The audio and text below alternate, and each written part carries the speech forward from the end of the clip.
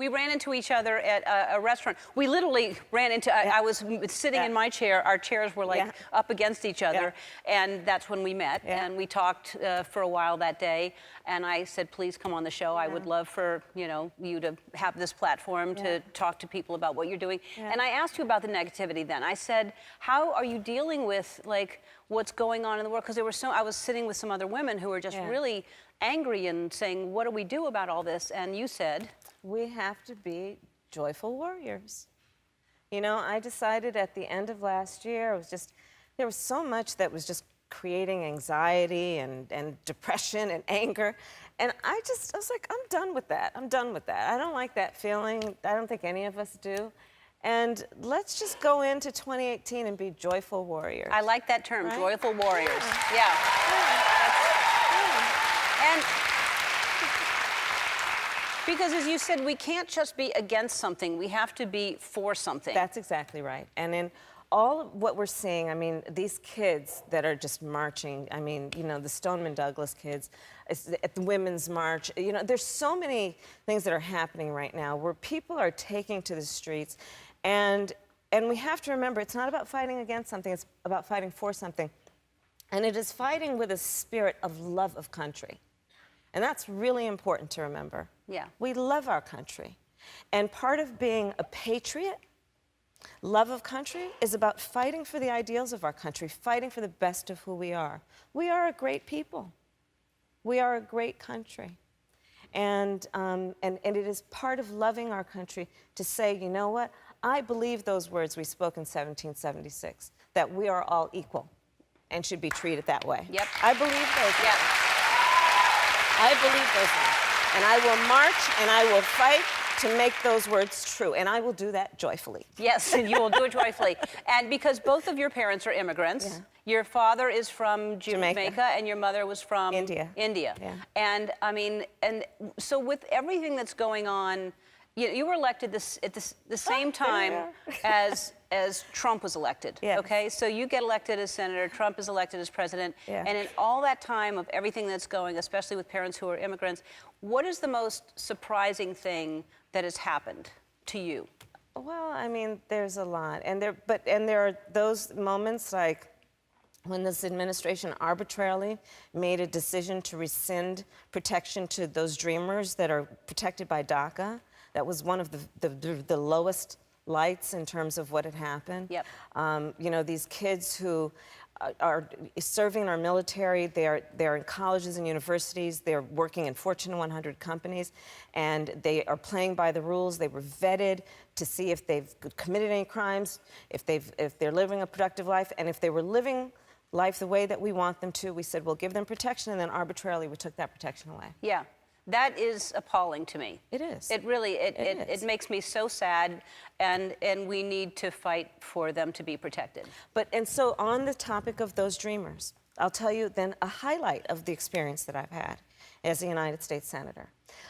Walking the halls of the United States Congress and seeing thousands of dreamers who have been traveling to our nation's capital by bus, by train, by car. God only knows how they're affording to get there.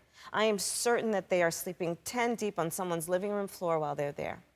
And they are there every day, walking the halls, truly believing that if the members of the United States Congress see them and hear their stories, that we'll do the right thing. These kids believe in our democracy. That's a beautiful thing. Yeah. Yeah. It's a beautiful thing. Yeah. Right? So we have to do right by them. Yeah, that's right. Yeah. That's right. But I see them, like I see so many of these other kids, as being our future. And so I say our future is bright because they do believe in our democracy. They do believe if they are heard and seen that it will matter and that people will listen. Yeah. And I think that these kids that are, the march that just happened in Washington, they will make a difference, don't you? I mean, first of all, they're going to be eligible to vote soon, and they can make changes if they're not happy with what's going on. It's been happening for a while where people have put it out there that you might be running for president or that they want you to run for president. You're probably not going to answer me, but I'm going to ask you anyway. You're right. But on both counts. You won't answer. I'm not going to answer. No. What then? But here's let me see what your answer is, though. Will you run for president? Okay, let me tell you that. What's your answer? So here's my answer. Right now, we are in the early months of 2018. And at this very moment in time, there are people across America who have priorities around their health care, have priorities around can they get through the end of the month and pay the bills, pay off their student loans, can they afford to pay for gas, housing, critical issues. These DACA kids, when we talk about where they are in terms of immigration, there are so many pressing issues, right? Guns. We've got to pass an assault weapons ban. We need to have universal background checks. These are immediate needs, and these are the things I'm focused on right now.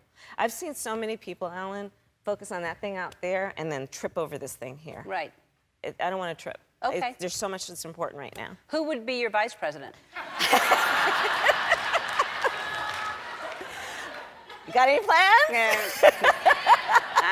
I'm busy. All right. We're going to vet you right now just in case. We need to know lots about you. Because people are going to want to know more about Kamala Harris. Because we know what you stand for, and I love all the things you stand for. But who was your first celebrity crush? Okay, I'm going to tell you, Honestly. and I'm going to date myself, honestly. Tito Jackson. Tito. Because, okay, the Jackson 5. Okay, so I have a sister and I have lots of cousins, and everyone picked a Jackson 5, and all that was left was Tito. Wow. All right. It's still like they got Michael, they got Marlon. Wow. I got Tito. Well, all right. Poor Tito. He's just... No, but I love Tito. Yeah, he obviously. truly ended up being my first celebrity crush. All right. All right. I've been a senator, complete this. I've been a senator for over a year now, and I still don't understand blank. I still don't understand how in Washington, D.C., there's 1 inch of snow and the whole town shuts down. I don't understand that. Yes. That's Yeah. a good thing to not understand. What's the most rebellious thing you did as a teenager? Oh, you are going to vet me. Yeah. It's going to come out, so you might as well tell it here. I broke curfew. I was a loiterer. I actually had a loitering problem when I was in high school. I really did. Where did you loiter? I would loiter the halls, and the principal would say, Kamala, you're out here again. And I'd say, yes, Mr. Klim, I'm out again. And he'd say, come on, let's sit down and talk. How's it going? And I'd say, I'm bored. He'd say, why don't you go back to class? And then I'd go back to class. God, you were bad. I was awful. You were really bad. If you had to be stuck in an elevator with either President Trump, Mike Pence, or Jeff Sessions, who would it be? Does one of us have to come out alive?